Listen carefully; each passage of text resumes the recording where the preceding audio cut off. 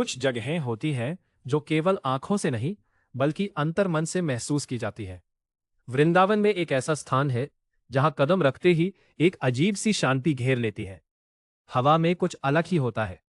पत्तियां जब हिलती हैं तो लगता है जैसे कोई बहुत पुराना संगीत फिर से जाग रहा हो। इस जगह का नाम है निधिवन। आज हम इसी स्थान की बात करेंगे, न किसी चमत्कार को साबित करने के लिए, न किसी तर्क को तोड़ने के लिए, बल्कि इस रहस्य के साथ बैठने के लिए, इसे महसूस करने के लिए। निधिवन एक परिचय। निधिवन वृंदावन के हृदय में स्थित एक छोटा सा वन है। निधि का अर्थ होता है खजाना और वन अर्थात जंगल, तो निधिवन यानी खजानों का वन।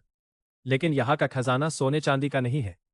ये खजाना है भक्ति का, प्रेम का और उस दिव्य उपस्थिति का जो यहां सदियों से अनुभव की जाती रही है। यह वन बहुत बड़ा नहीं है। इसके अंदर तुलसी के पेड़ हैं और ये पेड़ साधारण नहीं दिखते। इनके तने आपस में लिपटे हुए हैं, जड़ें जमीन के ऊपर भी निकली हुई हैं, शाखाएं नीचे की ओर झुकी हुई हैं, मानो हर पेड़ किसी के साथ नृत्य कर रहा हो और उसी मुद्रा में ठहर गया हो। यहाँ के स्थानीय लोग और भक्तजन मानते हैं कि ये तुलसी के पेड़ दिन में पेड़ होते हैं और रात में, रात्रि के अंधेरे में गोपियां बन जाते हैं। वह विश्वास जो पीढ़ियों से चला आया है। ये कहानी आज की नहीं है, ये विश्वास सदियों पुरानी है। मानो हर पेड़ दिन में पेड़ होते हैं और रात में गोपियां बन जाते हैं। हमारी जमात आई गाय वो थोड़ी आंखों में शांत बनती होती है। मान्यता है कि हर रात्रि जब वृंदावन की दुनिया सो जाती है, निधिवन के द्वार बंद हो जाते हैं और उस निर्जन वन में श्री कृष्ण राधा और गोपियों के साथ रासलीला करते हैं। वही रासलीला जो द्वापर युग में हुई थी और जो कभी रुकी ही नहीं। स्थानीय लोग बताते हैं कि जो कोई भी रात को यहां झांकने की कोशिश करता है, उसकी दृष्टि चली जाती है। कुछ कहते हैं मानसिक संतुलन बिगड़ जाता है। कुछ कहते हैं वह व्यक्ति बोल नहीं पाता।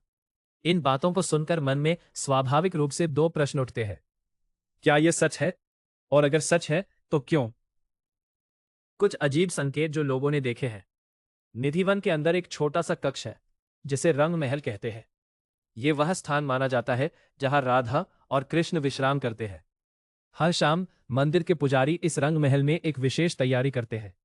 पान रखा जाता है, जल रखा जाता है, मिष्ठान रखा जाता है, पलंग सजाया जाता है और अगली सुबह जब द्वार खुलते हैं, पान खाई हुई मिलती है, जल पिया हुआ होता है, मिष्ठान में से कुछ लिया हुआ होता है और पलंग पर सोने के निशान होते हैं। इसे देखने वाले पुजारी पीढ़ियों से इसी श्रद्धा के साथ यह सेवा करते आए हैं। अब इसे कोई चमत्कार कहे, कोई आस्था कहे, कोई प्रतीक कहे, यह हर व्यक्ति का अपना अनुभव है। लेकिन यह परंपरा, यह निरंतरता अपने आप में कुछ कहती है। स्वामी हरिदास और निधिवन का आध्यात्मिक इतिहास। निधिवन का संबंध महान संत और संगीतकार स्वामी हरिदास जी से है। वे 16वीं शताब्दी में यहां रहते थे। स्वामी हरिदास जी भक्ति और संगीत के संगम थे। कहा जाता है कि वे जब यहां बैठकर गाते थे तो स्वयं कृष्ण उनके सामने प्रकट होते थे। महान गायक तानसेन भी उन्हीं के शिष्य थे और तानसेन खुद कहते थे कि उनके गुरु के सामने उनका संगीत कुछ भी नहीं। स्वामी हरिदास जी की समाधि आज भी निधिवन में है। वह स्थान आज भी उतनी ही शांति से भरा हुआ है। जब आप निधिवन में बैठते हैं और उस शांति को महसूस करते हैं तो शायद आप समझ पाते हैं कि इतनी गहरी साधना किसी स्थान को कैसे बदल देती है। वैज्ञानिक दृष्टिकोण और उसकी सीमाएं। कुछ लोग इन सब बातों को तर्क की कसौटी पर परखना चाहते हैं। यह स्वाभाविक है। तुलसी के पेड़ों की विचित्र आकृति के बारे में वनस्पति विशेषज्ञ ही कहते हैं कि यह एक विशेष प्रकार की तुलसी है जिसे वृंदावनी तुलसी कहते हैं और इसकी वृद्धि इस तरह होती है। रंग महल में रखी वस्तुओं का उपयोग, ये कुछ लोग परंपरागत व्यवस्था मानते हैं। लेकिन विज्ञान की एक सीमा होती है। वह केवल वहां तक जाता है जहां उपकरण पहुंच सकते हैं। अनुभव की गहराई को कोई यंत्र नाप नहीं सकता। जो लोग निधिवन में गए हैं और वहां बैठकर कुछ देर मौन में रहे हैं, वे अक्सर यही कहते हैं कि वहां कुछ है। वह कुछ क्या है, इसे शब्दों में बांधना मुश्किल होता है। शायद यही उस स्थान का असली रहस्य है। रहस्य को समझने का एक और तरीका। हमारे शास्त्रों में एक सुंदर विचार है, लीला। लीला का अर्थ है वह क्रिया जो बिना किसी उद्देश्य के केवल आनंद से की जाए। जैसे बच्चा खेलता है, बिना किसी फल की इच्छा के। कृष्ण की रासलीला इसी भाव की अभिव्यक्ति है। वह प्रेम की पराकाष्ठा है। वह अवस्था है जहां मैं और तुम का भेद मिट जाता है। निधिवन शायद उस लीला का जीवित स्मरण है, एक ऐसा स्थान जहां वह ऊर्जा, वह प्रेम, वह दिव्यता अभी भी सघन है, जहां समय का प्रवाह थोड़ा अलग लगता है। जो भक्त यहां आते हैं वे इसे विश्वास से देखते हैं, जो जिज्ञासु आते हैं वे इसे प्रश्नों से देखते हैं, और जो ध्यानस्थ होकर बैठते हैं वे शायद किसी उत्तर की आवश्यकता नहीं रखते। एक अंतिम विचार।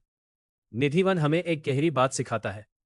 कुछ रहस्य सुलझाने के लिए नहीं होते, कुछ रहस्य केवल अनुभव करने के लिए होते हैं। जब आप किसी ऐसे स्थान पर जाएं जहां सदियों की भक्ति ने हवा को भी बदल दिया हो, तो अपने तर्क को थोड़ी देर के लिए एक तरफ रख दीजिए। बस वहां रहिए, सांस लीजिए, सुनिए। शायद उस मौन में कुछ ऐसा मिले जो किसी किताब में नहीं है। वृंदावन की यात्रा केवल एक स्थान की यात्रा नहीं है, यह अपने भीतर किसी गहरी जगह की यात्रा है। इस श्रृंखला के अगले वीडियो में हम एक और ऐसे ही रहस्यमयी और पवित्र स्थान की बात करेंगे। तब तक शांत रहे, जिज्ञासु रहे और उस अदृश्य सौंदर्य के प्रति खुले रहे जो इस जगत में हर जगह बिखरा हुआ है। राधे राधे। कृपया हमारे चैनल को लाइक, शेयर और फॉलो करें।